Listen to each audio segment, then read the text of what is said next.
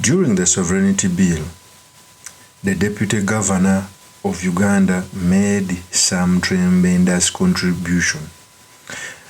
I think this is the first bill where different societies, different organizations, different institutions have come out to tell government that it should remove this bill from parliament not to pass. I keep on telling people that in a society where very many people can come out and speak against something, never call yourself the wisest person. The governor of Bank of Uganda said this statement. Listen very carefully because they're going to form a basis for a discussion. Here is the tape. A country without reserves is not sovereign. The case of Uganda is that the current account balance has always been in the negative because our imports are far much greater than exports. So how do we close this? It's through financial flows. Financial flows into the financial account. And where these financial flows exceed the deficit in the current account, that's how we build reserves. First of all, let me first explain this because I was one of the best students in economics in my senior 6-1. The Bank of Uganda is an entity that oversees all commercial banks. The sovereignty bill has inside it has a law in it that goes like, if someone is supposed to send you money as a Ugandan, he must get permission from a minister. For example, if you have a mother if you are outside the country and you have a mother who you send money every day or every month, you need to seek permission from a minister. And remember, the way how economics works, if a country exports more and imports less, that is the better thing. And according to Uganda, we import more. Importation means money entering the country. For example, the diaspora, do you know that the diaspora contributes to $25 billion per year? It's one of the entities that brings money in the country. Restricting them is hitting our economy hard.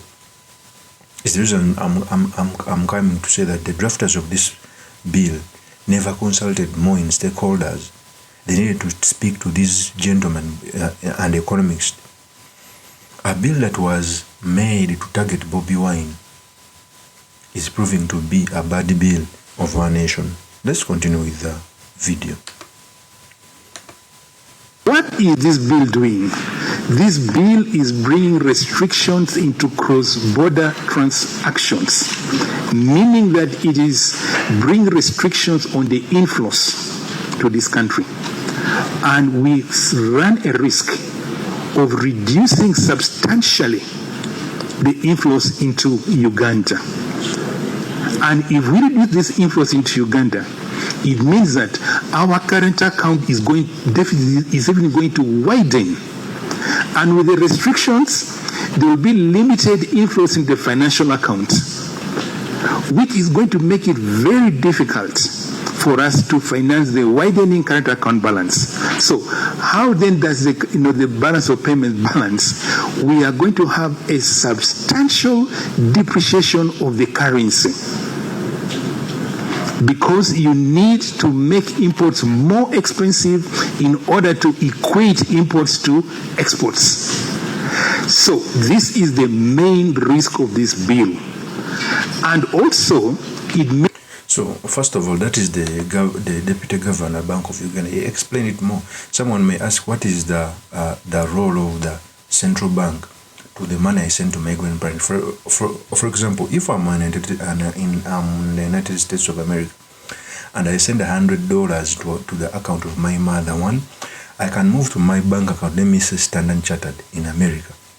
That $100 doesn't go directly to the bank in Uganda. It goes to the Central Bank of America. The Central Bank of America has reserves with the Central Bank of Uganda.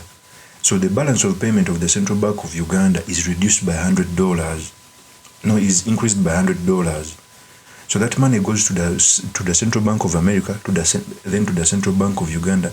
Then the Central Bank of Uganda gives money to the bank of your mother, because every bank must hold an account with a central bank. That's how the central bank gets involved in economics. So if they pass a law, okay, restricting this movement of money abroad, it brings a ripple effect on our economy. And I think the Deputy Governor of Uganda made a tremendous argument. By the way, when I get time, one of the things I want to go back and study is economics, and maybe a little bit of law, because I was the best in economics in my senior six. Kawempe Muslim. So I knew that if a person qualified like the Deputy Governor Aten Ego coming out to speak like that, it was guaranteed. In fact, even MIRIA MATEMBE had another argument. He came out to say that we cannot speak about sovereignty when even with the things you use, where our budget is funded almost 60% by the foreigners. The sovereignty bill was tailored to attack Bobi Wine, which is unfortunate. MIRIA MATEMBE said these statements. The sovereignty of Uganda was sold long ago when you engaged yourself in heavy debts which are supposed to be paid by our grandchildren, by our children. The sovereignty, you are slaves to other nations where you borrow money.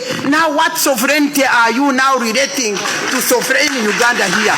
Go and fight the debt and free Uganda, and the sovereignty will be there. Please don't shut up and close Ugandans. For us as... So, first of all, here MIRIA MATEMBE is having a great contribution. He came out to say that you cannot pretend to be sovereign when you are dying in debt.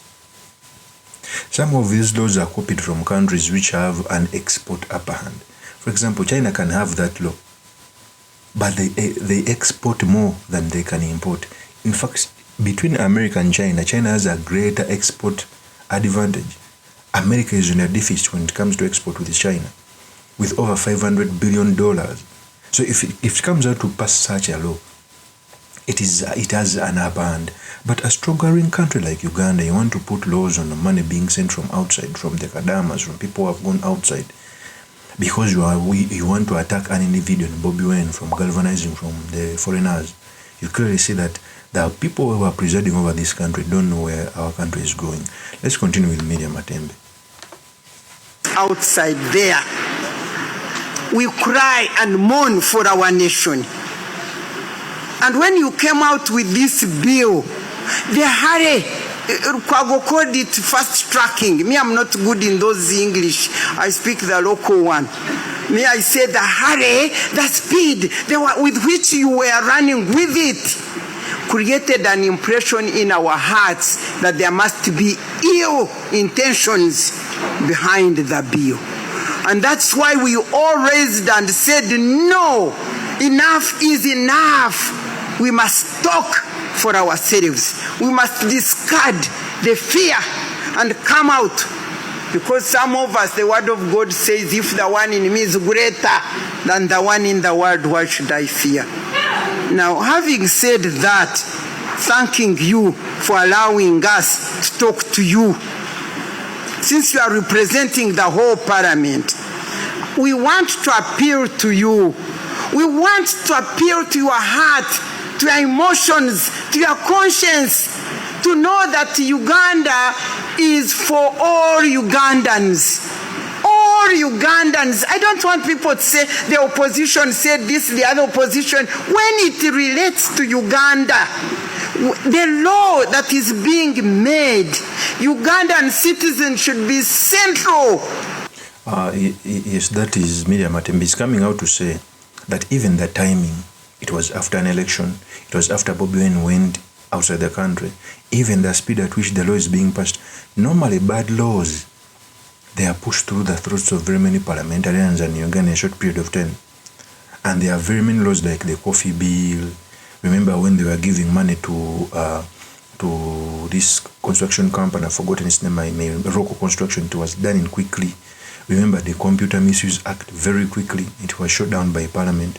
If this bill is passed as is, the Constitutional Parliament must strike it out, because we cannot have people presiding over the country, passing whatever they seem is appropriate to our country, yet it is a pinch of poison in the food. So MIRIA MATEMBE is raising some pertinent issues about this law. Let's continue with MIRIA MATEMBE.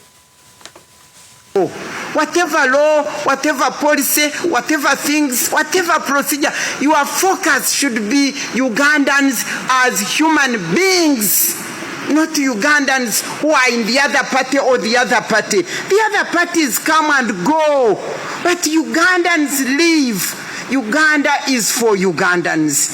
Put central at the center of your heart as you go to make this law. Really, you are not hearing from, you all know, each of you knows what this law will make. It seems to be aimed at particular, specific individuals, but in the end, it will cover all of us. I want to pray that God may reveal himself to you, members of parliament, because we have nowhere else to go except him. That's why we are calling upon him to visit all of you in your parliament. So that is MIRIA MATEMBE. He also pointed about the law being done targeting a particular individual. And every person is coming out to say that that particular individual is Bobeni, because amongst the opposition politicians, one of the persons that has had a leverage when it comes to foreign policy, to foreign intervention, is Bobi Wine. He has been able to go and show the road within the criminal regime of General Kaguta Museveni, and the law is targeting that. To an extent that even if you come out and talk about the bad things in a country, you clearly see that it is the target, which is unfortunate. So the sovereignty law should not come near being passed by the parliamentarians. In fact, I think even a law must be passed that there are certain laws that should not be passed immediately after an election. Some members of parliament can pass anything because they are going away. But I don't know. Of course, it's my opinion. I mean, it's truly Mr. Makinde Sulaiman Magal. If you're into this channel, please subscribe, like, and comment so that I can motivate to do more of such videos. I'll see you on another one. Peace.